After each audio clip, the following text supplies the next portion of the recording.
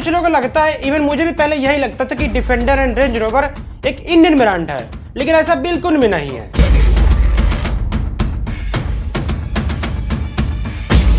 ये बात एकदम क्रिस्टल क्लियर है। इंडिया में अगर आप 3 करोड़ की लग्जरी कार देखते हो तो वही कार यूरोप एंड दुबई जैसे शहरों में 1 या 2 करोड़ से या उससे भी कम की कीमत में मिल जाती है।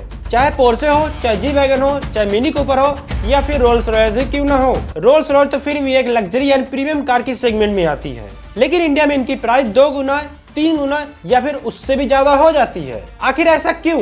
क्या इंडिया में मैन्युफैक्चरिंग प्लांट नहीं है या फिर गवर्नमेंट के टैक्सेस इतने ज्यादा हैं? इवन अगर डिमांड है तो फिर कंपनीज लग्जरी कार्स की फैक्ट्री इंडिया में क्यों नहीं लगाती?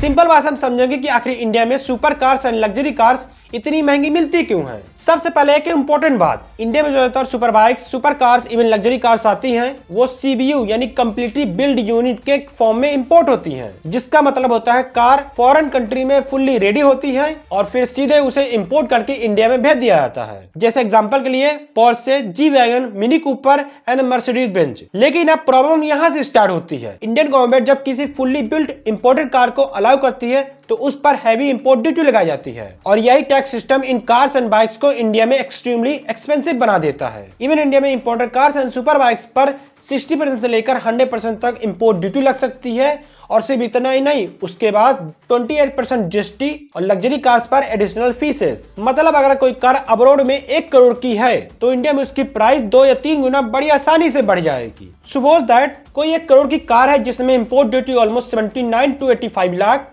GST 28%, 28 lakh, shipping cost 1 CR, dealer margin 4.5 lakh और फाइनल प्राइस 2.5 करोड़ से लेकर 3.5 करोड़ तक हो सकती है। ये एक गेसिंग प्राइस है, बाकी रियल में तो कई गुना प्राइस इंक्रीज हो जाता है। And that's the reason India में लग्जरी कार्स की प्राइस डबल या ट्रिपल हो जाती है। लेकिन यहाँ डिमांड भी एक बड़ा रीजन है। अब आप सोचोगे अगर इंडिया में इतने ही अमीर लोग हैं तो कंपनीज भला यहाँ फैक्ट्री क्यों नहीं लगाती? रीजन है लो डिमांड। इंडिया का कार मार्केट बहुत बड़ा है लेकिन लग्जरी सेगमेंट की कार्स का बहुत छोटा। एग्जांपल के लिए नॉर्मल कार्स की सेल्स लाखों में होती है लेकिन सुपर कार की सेल्स सिर्फ कुछ 100 यूनिट में ही होती है।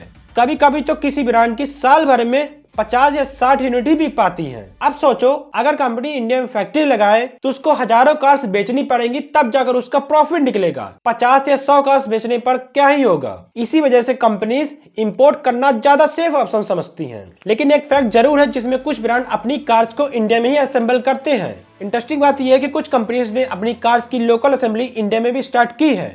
जैसे मर्सिडीज बेंज और BMW इंडिया में कुछ मॉडल्स को सीकेडी यूनिट के फॉर्म में असेंबल करती हैं। सीकेडी का मतलब होता है कंप्लीटली नॉक्ड डाउन। इसमें कार्स के पार्ट्स अलग अलग इंपोर्ट होते हैं और फिर इंडिया में असेंबल किए जाते हैं। इससे इंपोर्ट टैक्स थोड़ा कम हो जाता है एंड कार्स की भी प्राइस थोड़ी अफोर्डेबल हो जाती है। लेकिन सुपर कार जैसे फेरारी, लैम्बोर्गिनी या रोल्स रॉयस अभी भी मोस्टली डायरेक्ट इंपोर्ट ही होते हैं। इनका अभी तक इंडिया में कोई ऑफिशियल शोरूम्स या मैन्युफैक्चरिंग प्लांट नहीं है। अब जब प्रीमियम कार की बात हो रही है तो चलो कुछ लोगों का भ्रम भी तोड़ देते हैं।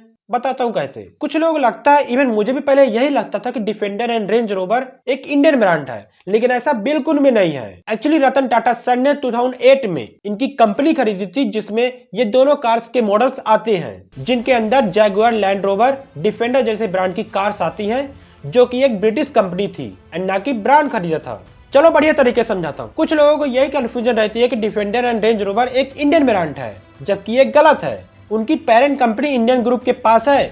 समझो कैसे। टाटा ने कंपनी खरीदी है, ब्रांड नहीं।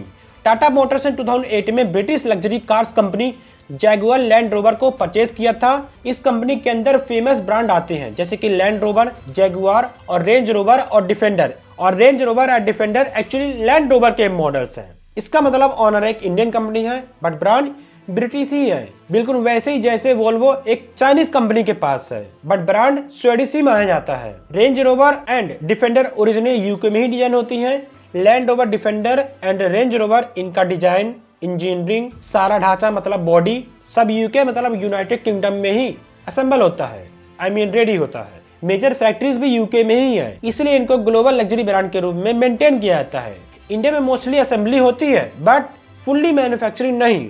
इंडिया में कुछ मॉडल सीकेडी के फॉर्म में इंपोर्ट होते हैं, मतलब कंप्लीटली नॉक डाउन रूट। इसका मतलब कार्स के पार्ट यूके से आते हैं, इंडिया में असेंबल किए जाते हैं एंड ये असेंबली महाराष्ट्र के पुणे प्लांट में होती है। लेकिन डिफेंडर जैसे हाई एंड मॉडल्स को मोस्टली डायरेक्ट इंपोर्ट किया जाता है।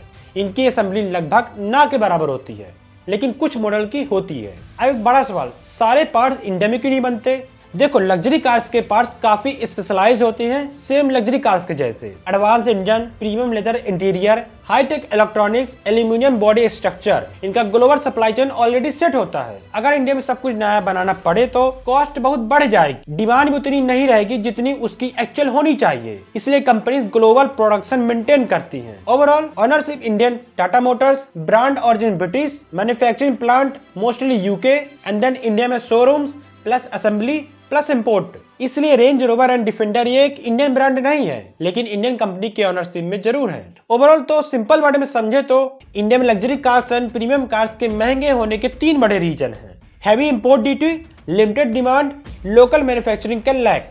इसी वजह से अगर कोई कार फॉरेन कंट्री में 1 करोड़ की होती है तो वही इंडिया में 3 करोड़ या उससे भी ज्यादा की मिलती है। लेकिन फ्यूचर में अगर इंडिया का लग्जरी कार्स का मार्केट और बड़ा होता है तो पॉसिबल है कि और कंपनीज यहाँ मैन्युफैक्चरिंग प्लांट या फिर असेंबली प्लांट स्टार्ट करें और उस दिन शायद लग्जरी कार्स का प्राइस भी इंडिया में अफोर्डेबल हो जाए। वैसे आप क्या सोचते हो, इंडिया में इंपोर्ट ड्यूटी कम होनी चाहिए क्या, ताकि लग्जरी कार्स अफोर्डेबल हो जाए, या फिर ये टैक्स सिस्टम इंडियन ऑटोमोबाइल को प्रोटेक्ट कर रहा है? कमेंट में जरूर बताना।